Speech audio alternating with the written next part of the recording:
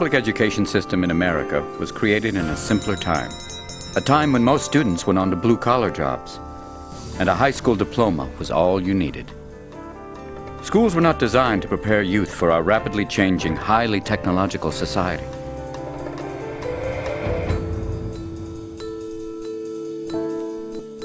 It'd be hard to find someone today who doesn't agree that our public schools are having a hard time getting their job done.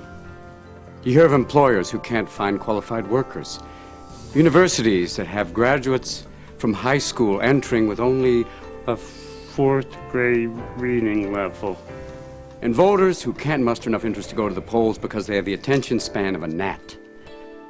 There's a very real gap between what students need to know to thrive and survive in today's world and what they actually learn in school. However, do not be dismayed, because all over the country, educators, parents, policymakers, business leaders and community leaders and students are all getting together and wrestling with how to reinvent the educational system, to rethink the one-room schoolhouse, to expand the concept so that it'll be responsive to the needs of learners and society. They also recognize that technology can be a powerful tool for change in education, just as it's been in the world of business, science, and entertainment, as you see right now, thanks to the animatronic technology. We made this film to share the good news about pioneering efforts in education, about useful new insights from researchers into how children learn, and finally, about how new technologies are transforming the way we learn and live. You've got mail. Check it out. That's incredible. That's the best we've seen yet. 4th and 5th graders at Clearview Charter School in Chula Vista, California, work over a two-way interactive video connection with scientists at a local university. Together, they study insects under an electron microscope. Okay, introduce yourself, girls. Getting closer, Tammy. This project provides a hands-on understanding of insects far beyond what is possible with traditional classroom resources. Today, students in Jim Dykman's class collect more insects to examine under the electron microscope. With this insect project that we're doing, somebody could just tell us the parts of an insect, but we go in depth to see closer and learn by ourselves instead of somebody else telling us. Oh!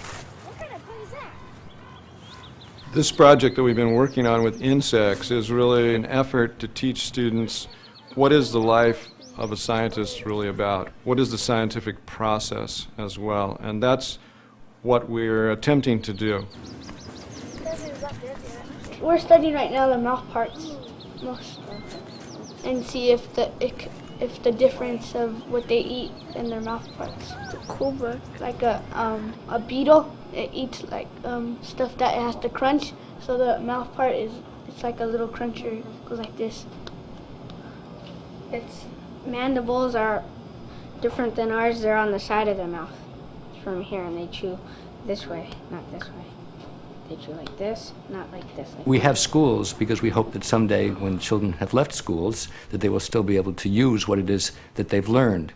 And there is now a massive amount of evidence from all realms of science that unless individuals take a very active role in what it is that they're studying, unless they learn to ask questions, to do things hands-on, to essentially recreate things in their own mind and then transform them as is needed, the ideas just disappear. Charles and Albert collected several specimens, but the wasp they want so much still eludes them. And the class has only 2 days before a scheduled online link-up with the electron microscope. They're doing the collection, they're doing the preparation, they're doing research in order to try to find out what they can about this insect, and then trying to pose some kinds of questions that could be answered through direct observation with this powerful tool that we have, that's the electron microscope itself.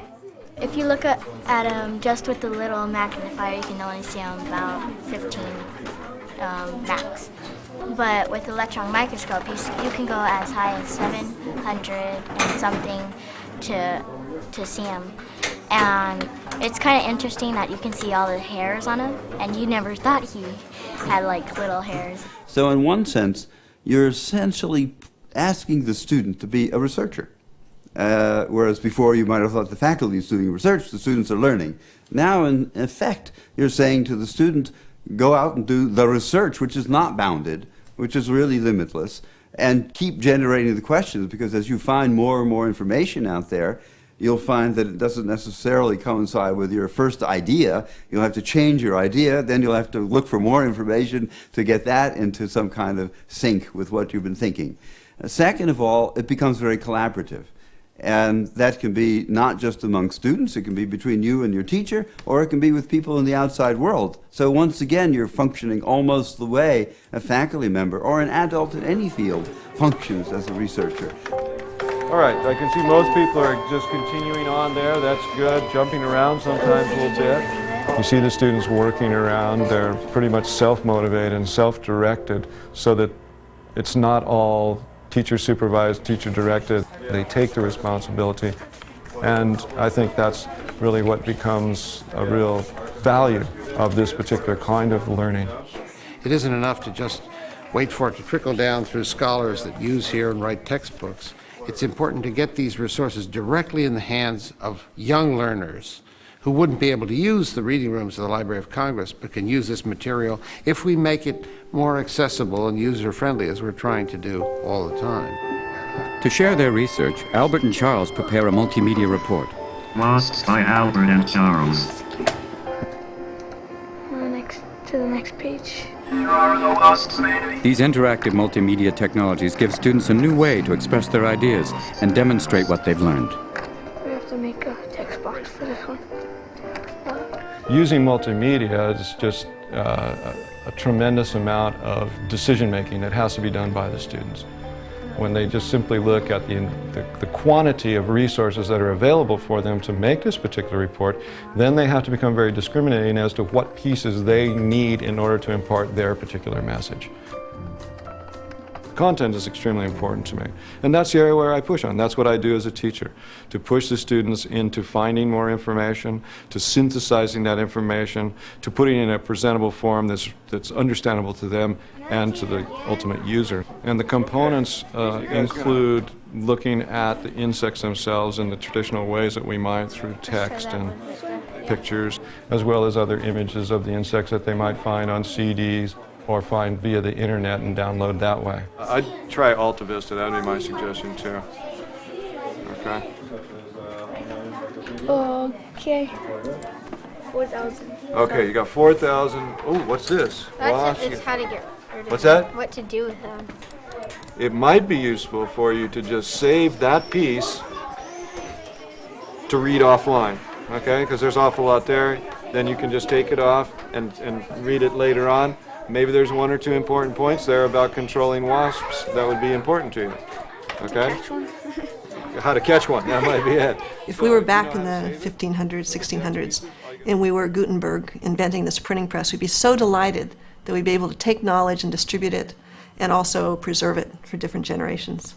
Imagine, though, we're standing at that same point now where we're not limited to just type on a page. We can preserve ideas, we can represent ideas in a full component of ways. We have images available, we have sound available, we have two-way communication available. And that's where we're standing right now in terms of the capabilities. How we're going to use those is the challenge at the moment. All right. Between now and recess, we have very important jobs. Many educators are seeking better ways to evaluate student achievement, so that the assessment furthers the learning process. Construct a rubric for the... Jim Dykman helps the students create their own standards or rubrics for assessing the quality of their projects. A good multimedia project. What would be the best multimedia presentation on insects? What would it contain? Thinking about content and also thinking about technique, the way in which it's put together. You need to take one person who's going to record the information. It is more difficult to assess the learning that occurs through this kind of project-based experience, that it is not going to be accessible through fill-in-the-bubble kinds of tests, that there are going to have to be much richer forms of assessment that can really capture how much more the students actually know. You can make buttons that can jump to other pages. Yeah, links. About how many? In the multimedia project, after the students have actually done a little work with it and done some of their research and started to actually construct the project itself, then we sit down and we discuss what is it that would make the best multimedia presentation. That then is placed in the students' hands so they know what they're working towards. It's not like the teacher's going to give me an A, B, or C, but I don't know what I have to do to get A, B, or C. So they have all of that up front. And I like to have the students help me develop those particular rubrics because they're the ones that are doing the work. How about some of the other tables, sharing some information? It has to be in your own words. Text in own words. Desiree? Good punctuation. With rubrics that have been developed by the students, they're able to look at what they have done, self-evaluate that, get peer feedback and teacher feedback.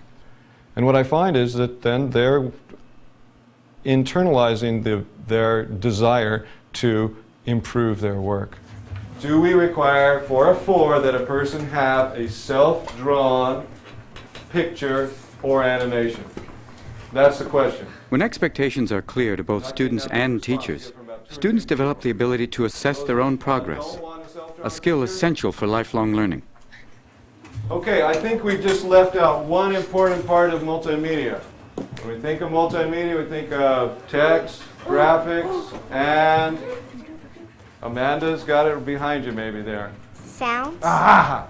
Yes, sound, guys, sound. One last time. Graphics, sounds. We should assess to say, all right, here's what you can do, here's what you haven't done. How can we help you improve? How does this information, how does this feedback help you know and help us know what you might do to be better? It is not the skill level that changes. Everybody comes out with the same skill level. It's the time it takes that changes. And some people take 2.5 times as long to learn as other people. That's the way people are. That's the way we are in certain areas. So when the school finally figures out that each student must learn each step before they go to the next, and everybody will be competent in each step, and everybody will make an A, then we'll change our view of tests. Wait a minute. Daniel, you're not answering my question. You're just jamming for somewhere. Okay, I don't see the paper in your hand. I don't see it checked off. I haven't seen the discussion that you've had with your partners. Okay, we don't just go and get going without some planning. Thank you. Did one just keep it like this, or let's just keep it like that, and you want to change the colors in the inside? We do these projects in the multimedia usually with at least groups of 2, sometimes 3. So in those groups, there's a great deal of cooperation as to what are we going to include, a great deal of discussion, and that's learning in itself. Go to the disc. Cooperative learning is a natural living laboratory that gives children the chance to master and practice a set of essential skills for life. They're skills you could call emotional intelligence. They're how you handle your own emotions and work things out with people, how you deal with other kids, other people in your life. Things like managing your temper. You're not going to be able to blow up and work with a group. It exerts pressure on you to learn how to do that. Yeah, straight. Cooperative learning, project-based learning, and alternatives to grades to assess what's been learned? This doesn't sound like the schools most of us went to. As these innovations are introduced, schools must keep parents better informed and encourage greater involvement in their children's education. When children see their parents and teachers working together, it sends a clear and consistent message about the value of learning. At Clearview Charter, parents meet regularly with teachers and staff to discuss the school program in an open forum. It's an opportunity for teachers to explain their approaches to learning to both parents and students. You might be asking yourself the question, how do we go about figuring out, trying to assess whether or not students are doing any real learning while they're going through this process of reading? Education of our parents is as important as the education of our children. We're out here trying to let parents know what we're doing and why we're doing it. That we're not giving up on multiplication and addition and spelling. We're doing all those things, but we're just doing it in the context of using technology to improve those particular skills. How is it different than learning without multimedia and without computer? What I have seen in students in the last couple of years who have now had the exposure to technology, and not only computer but videotape technology, Laserdisc technology, they have a very high comfort level with that technology. But it also provides them a feeling of accomplishment that I have not seen in, say, traditional forms of education. I mean, I've seen such improvement in Albert's academic work, reading comprehension, computers, the technology of computers has really opened up a lot for Albert. And I see him wanting to come to school bright early and leave late. You know, always calling me, can I stay a little later? And I need to finish up a project, or, you know, and that's, I'm like, wow, yeah, sure. The involvement of the parents in the learning of the child makes a big difference. It is the interaction between the child and the parent that makes the learning meaningful. Children are almost programmed to please adults, and their first appreciation of themselves comes from the feedback from the important people around them, and the most important people are the parents. Well, it's to help you tomorrow. It's to help you tomorrow when you're actually directing Steve on the microscope. Let's take a look. It's the day before Jim Dykman's class goes online with a scientist using the electron microscope. But after numerous efforts, Albert and Charles still have not caught a wasp. We don't know what kind of bug it is. We don't know where it was. I just found it on a leaf. I don't know if it has two. Even with cutting operations. Now, you did not collect a wasp, Yep. did you? But he found one. Okay. Where is that? It's in my garage. Still in your garage flying around, right? Okay. It's not going to do us that much good. Yeah, But, but we know where he found it. right, but what you want from the microscope, you want something that looks like a wasp, okay? So you didn't collect, a beetle really doesn't look like a wasp, but some of the other things we have bee, okay? Yeah, but that's not our thing. I know, But I it know. has to be a representative. Right, that's exact. Now you got the picture, okay? So the representative insect collected would be a bee. Understand? That way you get a chance to see what the mouth parts look like on an animal, an insect that looks similar to the one that you had for your project. So do you think this will give us additional information or not? Probably so. Albert, could you get up here? Okay, you're kind of hiding down there. What?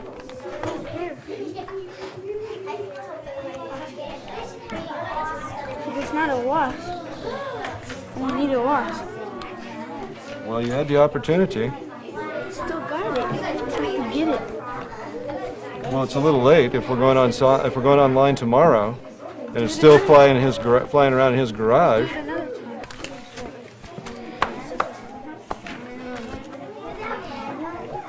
Okay, I'm not gonna try to force you to do anything here, Albert. But I think if you'll sit down and think about it, you'll probably come up with some kind of a conclusion about what's going to be best here. Teachers need to be able to elicit students' thinking. They also need to be able to interpret what they hear students saying in terms of their learning. What does it mean about students' progress when they portray a problem in a certain way or get stuck on a particular concept? And finally, they need to be able to continually elicit understandings about how kids are thinking about their work, not just whether they have the right answer. So this requires a lot of new tools for teachers. And probably an assassin bug or... In a San Diego State University laboratory, entomologist Dr. Kathy Williams and Dr. Steve Barlow prepare for a live fiber optic link into Jim Dykman's classroom miles away. After them is E8. E8. Was that you, Rodrigo? Amanda G., Desiree, and Emily. With an electron microscope, they'll examine and discuss the insect specimens gathered and prepared by Albert, Charles, and their classmates. All right, Steve, I think we're ready to go. Introduce yourselves, boys. Hi, I'm Charles. Hi, I'm Albert. And my name is Patrick. Okay, so we'll start with your first sample now? Yeah. Okay. All right, so this is the head of it. Now last week we were talking about looking at mouth parts, correct? Yeah. Yes. Yeah. Okay, so here you can see the two eyes, and in the center is just kind of this long, looks like a nose. And then down at the very end of the nose, if we increase the magnification here.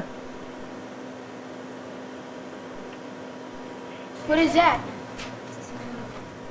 What does it look like? Mouse. Teeth? Looks a lot like teeth. What do you think they use it for? Probably to catch food. Well, that's a good start. That's a good idea. It's really tiny, though, if you think about it. So what kind of food would they get with that, with little tiny teeth like that? Gnats. Okay, gnats. Tiny flies. Okay, maybe tiny flies. Do you know of the sand bee? Do the mouth parts look like a bee or a wasp? Well, what do you think? Do you have any ideas about that? I think they are because they're related. That's right. The bees and the wasps have a lot of similarities in their mouth parts. You're getting to be good entomologists there. Because me and Charles are doing a project on wasps. But we haven't found the wasp, so we just did the sand bee and we looked at The contribution of Dr. Williams, it was incredible because she was giving information, she was engaging the students in conversation, she was asking the students questions, thereby they had to formulate their thinking to respond. And that is what's important because we can look at things all day, but if we don't formulate some kind of response to what we see, we're just taking in information, we're not synthesizing it in any way. So that's what I feel the value of the experts and the interaction is what gives the students the impetus to internalize some of the learning. I think that the changes we see happening today in these technology-enriched environments are very important for two reasons. I mean, first of all, what you find is that these environments are encouraging kids to engage constantly in active search, and then taking what they're finding, combining it with what other kids have found, and working kind of collaboratively on constructing something with what they find. So they're learning how to search, how to challenge what they find, and then how to combine what they find with others. And if there's anything we learn in kind of corporate America today is the absolute importance of teamwork. It's so ironic to me that in the schools we focus almost exclusively in the past on the performance of the individual, often at the cost of other individuals. Whereas when you get into the workplace, it's really the ability to productively work with others that really matters. When a child hits middle school, it can be a pretty tough time. I remember for me, there was a lot more in my life than just academics. There was the issue of whether I'd have that one more close dance with Susan or that I'd get that one extra Snuggie on the way home. But now you'll see that middle schools have a lot more to deal with, and they're trying to meet the social, emotional, and physical needs of children and their families. In some communities, this means providing space within schools for medical and dental clinics, social service agencies, and for other community groups. I wish I'd had that. Maybe if I'd had the dental work, Jack wouldn't have hit me so hard. If you're lucky, you get a teacher who knows that, knows how to help you stay focused on learning and to succeed, who will treat you as an individual and gets to know your needs and interests and finds the key to unlock your motivation to learn. But if you're having problems in your personal life, as many of us remember, learning can be very, very difficult. O'Farrell Middle School insists on strong academic requirements, but they also know peer pressure and other influences can disrupt a student's ability to learn. The problems kids face today are more dire than has been the case for a long time, and those are the most obvious signs of an underlying emotional malaise where kids are not getting the key emotional and social skills and competencies they need for life, being able to handle anxiety and anger, to empathize, to work things out. So they're coming to school more troubled, and they're having more troubles at school. And school is the natural place to help the kid whose life is at school deal with these very perplexing issues. When 8th grader Barbara entered O'Farrell 2 years ago, involvement with gangs was a real possibility. Before everything was going wrong, I used to kick people's butt for, messing with me. I never control my anger. She's definitely a leader. She could go one of two ways. She could lead kids in a more negative way, but she can, if she takes the good things, she can also lead them in a more positive way. She can be an influence. It's going to depend on Barbara, how much she wants to do, how positive she wants to be as to which way she's going to go and which way she's going to lead a group of other kids to go with her. There's a lot of people at this school that has problems at home and stuff like that, and they don't know who to go to, who to talk to. When I'm angry inside, it's like this is the only place I could go to make me calm down. In an office at the school, Family Support Services has a team of full-time social workers. They also call on agencies from the community to send staff to the school who provide additional expertise and assistance to students and their families. One course is going to take you to an education and a career. Another course is going to take you to prison. Ann Whitesides comes to the school weekly from an outside community agency. She works with students who are at risk of becoming involved with gangs. Providing safe choices for students can give them a future. What we're trying to do is show the children the harsh realities of gang life, the consequences of gang life, and at the same time give them alternatives, positive alternatives. Last time, did we talk about your goals? What did you want to be in life? What was your goal? I don't know either. You do know. You know what? You do know because you have set your sights to the future. You have a goal. All I know so far is go to high school and go to college. That's all I know. Go to high school and go to college. What do you want to be? If you want to go to college, you already know what you're kind of going for. To be a singer. You want to be a singer? So you do have a goal for the future. You do have something. See, I know this is something later on she's going to really ponder over. I make my own decisions. I want to go to college. I want to be a singer. I don't want to be a gangbanger. That's going to affect my goals. Maybe I better start thinking about my goals.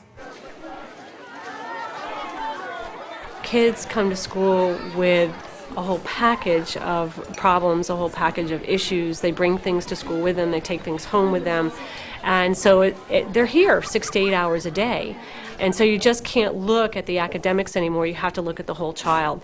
If we ask the children and the parents to get services or have someone to talk to off campus, chances are that they're not going to follow through with a lot of that because it's just not convenient. So what we found and what the County Department of Social Services found was that if we provide services right here on campus and become one-stop shopping, then the kids and the parents are more likely to take part in getting healthy services and getting healthier. How are you? Oh. And that's one thing that I'm troubled about, that we in this country do not pay enough attention to the social development of children. We're so focused on the academic and getting the test scores up that we forget the social. And some don't feel that the social is their responsibility at all. But in order to perform well at work, to perform well in life, the social is absolutely as important as the academic, maybe more important, because most students are going to get above that academic threshold that is necessary. But being able to interact well with other people, to be able to handle your emotions and feelings in all kinds of situations is what makes you a better worker, a better family member, and a better citizen even. I mentioned earlier we're going to talk about some of the causes of anger, things that make you angry. Barbara and other students meet in weekly sessions to learn how to manage conflict and control the strong emotions it produces. Earlier you had mentioned that you and your music teacher didn't communicate very well. Yeah. What was going on with that? Mr. Anderson, he's nice and all that, but we don't communicate like, you know, like when he's mad at someone else and when I want to say something to him, he takes his anger on me. That's where everything started. That's why I got out of his class. What we have done in the past is talk to teachers with kids and worked things out. We can sit down, the three of us, and talk. I don't really care how to do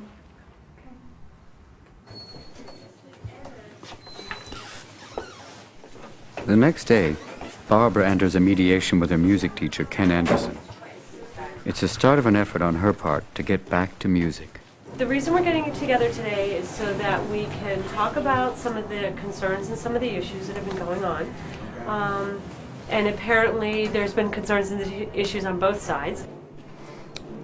I be popping an attitude with them because I didn't like what we were doing in that class. It was kind of getting too boring. I wanted to go in that class because I like singing. The main problem is the talking. We've been going about with this probably since the beginning of the school year. But the one reason I put up with it for so long is I truly believe she is interested in singing. I admit it, yeah, I talk too much in that class because it'd be boring up in there. We don't be singing in there. If we don't sing, then might as well talk. So for the last 10 weeks of school, how do you think we should handle this? I don't know. You know what the class is like. You know what Mr. Anderson expects of you. You know what the behavior, appropriate O'Farrell way behavior is supposed to be in the classroom. Right? Is that something that you're capable of doing? Yeah. Is that something that you're willing to do? Yes. Let's try it again.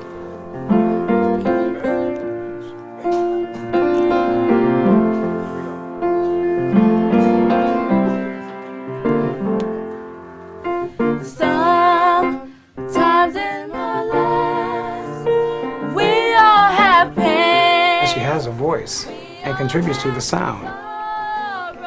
So I'm willing to have her in the class. I would just like not to have to go through this again. We know that there's always tomorrow. I'll cooperate with him. Yeah. You need to tell him, not me. I will cooperate with you. I'll do what you tell me to do. Can you look at him and say thank you? Can you Thank you. You're welcome. Thank you. I'll be there. Call me when you need a friend. Sometimes the lessons learned in school are more about character than academics. Now with communication established, Barbara can take another step toward the future she wants.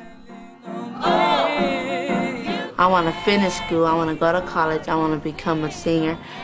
It's like I want to look, forward for the future.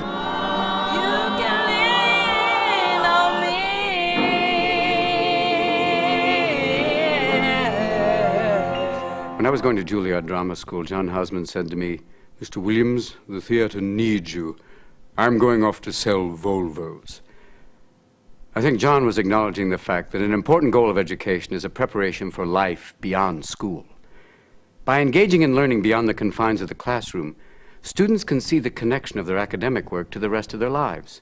The learning environment expands when work sites serve as locations where older students participate in apprenticeship programs. I know it sounds a little medieval, but it works. Schools and businesses work together to reshape curriculum, instruction, and assessment to make it more relevant to student needs and the real world. They introduce students to occupations at early ages and help them to identify new interests and set career goals. I'm going to divide the lab into 2 sections. You guys got to pay attention because once I'm finished... At Brighton High School in Boston, anatomy teacher Anne Marie John sees the benefit of real-world experience for one of her students, Reagan. 2 parts to the lab. You work with your partner and you're going to do long volume. Teaching anatomy, a lot of the kids, will say, well, why do I need to know this? Why do I need to learn this? So now being in the position she has right now, she can actually see where all that stuff quote unquote, she has learned come into play, and she can see what it has to do with real life. Is this your first time having an EKG? No. Through a program called ProTech, high school senior Reagan works as an EKG technician at the New England Medical Center. ProTech is a school-to-career system in Boston that integrates learning at school and on the job. From being trained to do that, it helped me a lot with my schoolwork, because I knew, I said, well, I can do this, I'm going to do it, and here's my big chance. And when I go to the hospital, then my knowledge from biology classes comes to work.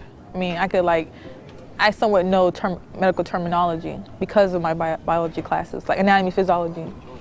I know where the sternum is, where the lumbar region is, because I learned it in class. Today, Reagan's teacher visits her job site. When teachers are familiar with their students' work experiences, they can make their classroom teaching reinforce what students are doing at work. Another thing about the training, you have to know where to put the leads. So, we learn And that's the same place every time. It doesn't matter what the patient is. I had 2 patients who had their heart was on the right side. You're kidding. Wow. On the right So what side. difference does that make? You have to, We had to move everything change. to the right. You know? Oh wow. That was new. See, he's moving now, so it's not legible. Oh, okay. See, that's legible. Okay. The lines are straight. And that's the whole picture? That's the whole picture, and it's gonna print out. A lot of times in the classroom, we deal with a lot of normal stuff, you know, the normal heart rhythm, the normal heart rate. But in the hospitals, you can see abnormalities. So what I have learned as a teacher is to take that back to the classroom, and instead of just teaching straight normalcy, we can now get into some abnormality, and it's more interesting for the kids. Had you say something? Remember I was telling you about like abnormal EKGs? Reagan's plan for a career in medicine is also encouraged by a professional mentor, Donna Washington, a member of the hospital staff. She works closely with Reagan's teacher to coordinate on-the-job experience with classroom learning. That's how you can tell it's abnormal. Donna taught me that. Oh, right. But as she was showing you, it should be the same distance between beats. You have to have education and training that is directly related to some concrete future use so that the students can see the relevance of it and so that they can be motivated and encouraged, knowing that there's a reason for this education and why they have to accumulate it and make sure they retain it. For Reagan, this strong work-school connection has presented her with a career option that did not exist for her 4 years ago. She's been accepted to a 4-year college where she will major in pre-med. She plans to become a physician. Students have to be open to the fact that they may go through many, many transitions in their lives because we are demanding that they be multi-skilled. They can see that computers are definitely needed. They can see that excellent writing skills are definitely needed. They can see that excellent communication skills are tantamount to be a difference between a person who has those skills and a person who doesn't. It has far more impact on them, I think, than just simply reading about it or being lectured to about it. This is an EKG, electrocardiogram, and At Brighton High School, Reagan's job experience is also a valuable resource for her anatomy and physiology classmates. And what happened is I do the EKG, and I put the disc in the computer analyzes it, and it tells if it's normal or abnormal, and this is how I could detect if it's normal or abnormal. Now I can use Reagan because she is actually doing that. She's actually seeing it. She actually realizes that there is a purpose for this, that there are sick people, and doctors do need to see their EKGs and why they need to see it. So I can bring that back and connect and say, well, this is not just something in the textbook. It is actually being utilized by one of my students in my classroom. So I don't know if you noticed that his rate is a little slow and the PR interval is a little bit longer than normal. And that fits with him being on atenolol. Are there any PVCs? No, he does have a history of ventricular ectopy, but currently he doesn't have any. I think the greatest advantage of the School to Career movement is the fact that it gets students out of the classroom and into the work site, and they are able to form relationships with other adults, very positive adults, other people that can share their experiences with the students, so that students can learn about different types of careers and different options for their future that go far beyond what they might learn about either from their family members or from the television. I mean, that's about the extent of where our career exploration goes, unless you have a structured school-to-career system or school-to-work system. When classroom work connects to what's being learned on the job, students are able to apply their knowledge in important ways. When business teams with educators, they provide experiences that motivate students, help them achieve their immediate goals, and prepare them for the future. Located just north of Seattle, Shorecrest engages students in real-world projects.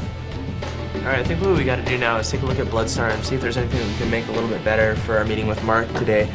Juniors Kevin and Ryan designed sophisticated computer graphics for a leading software company. How about, let's put a sun behind the planet. That always looks real nice. Just try turning the lens flare. I think we should add the flare probably right here. Right now we are involved with Microsoft. What we're doing for them is we're making a demonstration tape for them that they're going to use at various conventions and within the company that is going to be able to display some of their new technology dealing with real-time production and rendering of these scenes that we're doing. That looks a lot nicer, I think.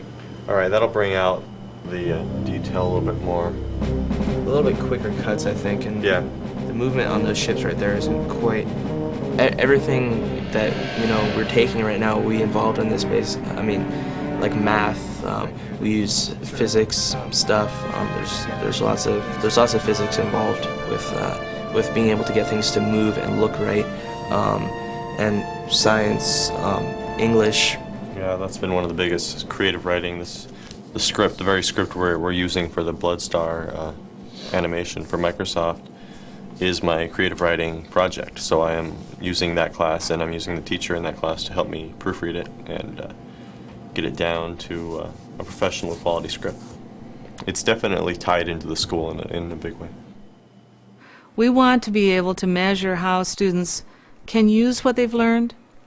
We want to know if they can synthesize what they've learned into something that's relevant for them and then apply it to their own life. And you can't assess those things, you can't test those things with a multiple choice test. So we are actively searching for other ways that students can show us, demonstrate to us, yes, I get the concept, yes, I have the knowledge, and yes, I can use it in a way that's relevant to me. Projects like Kevin and Ryan's challenge students professionally and expose them to the culture of the business world. At Microsoft headquarters, they present their work to their project manager. Yeah, actually, that does look good. Okay, so you want to walk me through the storyboards? And Sure. Okay, well, basically, we start with a view inside the ship corridor, and we can pan the camera back and forth to show different views. when I first tried to get in touch with them, I kept calling their home number, and they were never home because they were working late at school on their own animation project. So a lot of personal drive. I think the fact that they had developed the knowledge and hard workers that are creative. All those are things that we look for. And then all of a sudden there'd just be this huge antimatter blast, which is what ends up shutting the gate and saving Earth from this solar energy that's being sucked in. And then it cuts to a view of John on the alien pod beside him, and then it'll sort of cut there and sort of be a cliffhanger ending. Oh, that sounds great. So what else can I do to help you guys? I've got some textures that I can give to you. People in the workplace, people in the home, people in their civic duties and relationships get feedback, and they find out how they're doing in performance. So in one sense, performance assessment and performance appraisal is known by everybody who's an adult. It's just that our own school experience, we don't recall doing things that way. So one of the things that's important, I think, in helping parents understand assessment reform is to explain it not as newfangled technology, but really as a way of capturing what we know is at the heart of assessment, useful feedback. What we were thinking in this scene right here where In order for students to have the time to develop and present projects and get useful feedback, we must move out of the old model of separate subject areas and short class periods. The flexibility required by this way of learning means we must rethink the structure of the school day. our schools are not set up. I mean, especially our middle schools and high schools, we have 45 minutes. How do you do, an exchange of email, a gathering of data, within 45 minutes? Not very well. You can't walk out and gather the data from the stream and be able to analyze it and be able to broadcast it, and the way schools are set up now. So there's fundamental decisions that have to be made in terms of how to do that. We need to learn from other schools that are doing things. At Shorecrest High School, major changes occurred when governance became the responsibility of a school site council. This group includes Shorecrest staff, parents, students, and community members. With decision-making residing at the school level, they've been able to make fundamental changes in the structure of the school day. Our biggest achievement as a site council last year was how can we change our schedule to improve student learning. We started with the traditional 55-minute periods that have been in existence at this school since its inception in 1961, and it ceased to make sense. The more that we learned about the world of work and how students work together and how students can work collaboratively in projects and how teachers work best, the more we felt constrained by the limitations of the class schedule. We'd just get the students started in something and the bell would ring. If all the decisions are being made at central office or by the state, what are the schools being held accountable for? They can say, we can't be held accountable because you chose the textbook, you chose the schedule, you chose who's working at the school, you chose how the money is going to be spent. Therefore, if the students don't succeed, not our problem, your problem. And therefore, I think if one wants to make sure that people can take responsibility for something, for their actions, then one has to give them the authority to make decisions that affect those actions. It's going to affect this entire school. It's going to affect... With site-based management, local educators make decisions about everything from personnel to technology integration. They're able to assess procedures, discard the practices that are not working, and implement positive changes. The task of really exploring that. It seems like today the amount of information is infinite. How do you access the Hubble telescope? Where do you find the Amish website? A student has to know how to find and use this information to make informed decisions about complicated issues and collaborate as part of a team. Since the pace of change is accelerating, students must become lifelong learners. Some schools meet this challenge by transforming themselves into a new kind of institution, a community learning center that meets the broad needs of citizens, young and old. Learning's not just for the students, it's for everyone.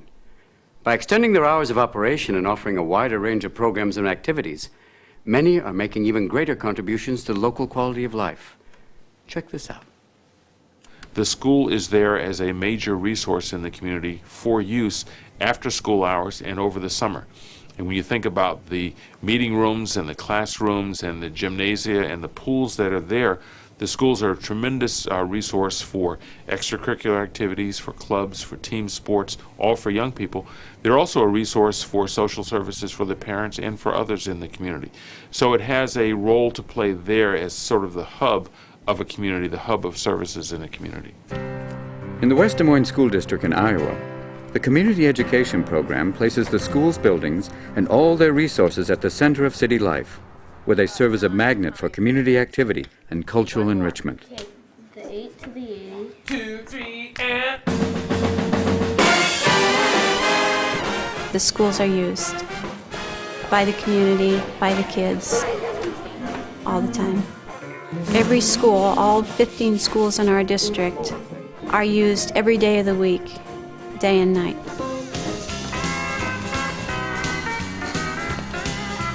We open at 6, we close at 10 or 11. Wiggle those pretty hips. Woo! We view our schools as gifts from the community. The community members opt to build the kind of buildings that we have. They are the ones that comes from their real estate taxes. They're the ones who say, this sounds good, we would like that. We would like that for our children, we would like that for ourselves. The Community Education Program in West Des Moines each year coordinates more than 400 classes and social services. These include before and after school daycare, fitness classes for all ages, courses for college credit, and computer skills classes. Senior citizen Betty Winston sees a personal benefit in these opportunities. I didn't have as much education when I was younger, I was not able to go to college at that time, but every semester or so I sign up for something or other. Now I'm taking the computer class, I'm taking a knitting class. A lot of times when you're working in Windows, you want to customize your PC to make it look like you want. They don't call on the phone, they sit to their parents, it's always email. And as a grandmother, I don't know what they're talking about. When I heard about Windows, to me it was maybe looking at a window. Double-click on your main program group if you haven't done so. Double-click faster. There you go. How you doing, Betty? Even though these people are all young that I'm in with, they don't make me feel like I'm as old as I am. So I had a good time last night. Not only working with the computer, but talking to some of the other persons. At Crestview Elementary, parents keep up to date with their children's technology skills, as well as their own. We want to go to sports. Mommy, Uh-oh, what now? you typed too much that it Oh, no, came what do I do out now? of screen. What do I do? Then we should escape, and then we get you a new bigger screen. What are you and your mom doing? We're writing letters to each other on the screen. Is your mom teaching you about computers? Mm-mm. I'm teaching her. If I got it, it'll go up there. It's kind of more of a community center in a lot of ways, aside from just our kids coming to learn. It's available. They encourage people to use the school. It connects the families with their children's education more. I think it makes us more a part of it, and I think the kids really like having us in their school a lot. Schools are becoming hubs of technology, opening their doors for adult computer classes, internet access, video conferencing, and other services not normally available in their community. How many people are there in the world? Whatever your book says, it's out of date. I went on the internet today. This geography course links college students in West Des Moines with their professor and other students at distant sites. Why is technology important? It's the driving force of society, since the stone axe. It may go off in crazy directions, sub-areas, as it were, but the main drive has brought us to where we are, hieroglyphs, alphabet, print, radio, television. Here we are, in communications technology. It's in the communications technology, above all, that I think what we're talking about centers, because communications technology is the fundamental technology. Every time you get a major leap in the ability to generate and store and disseminate information through communications technology, those are the moments when you get the greatest surges of innovation, the greatest amount of changes to society. Now I'm going to put you on for everybody here. Education is the key place where society creates equal opportunity.